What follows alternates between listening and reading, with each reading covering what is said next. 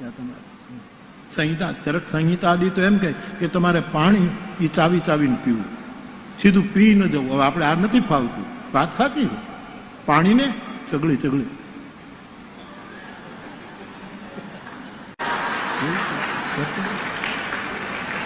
હમણાં અમારા વૈદરાજ મહેન્દ્રભાઈની સાથે અમે જમતા હતા, મહેન્દ્રસિંહજીની સાથે. મેં એક વખત એને સંભળાવેલું, એ પાણી પીવો ત્યારે આમ ચગળી ચગળી નથી પીવું.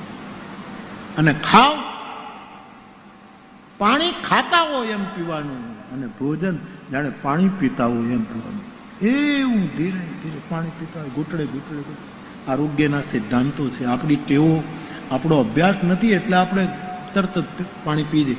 પણ એ એમ કહે છે કે આવી રીતે જો માણસ નિયમ રાખે તો એને ફાયદો. બહુ સાચી વાત છે, એનું પેટ ન વધે.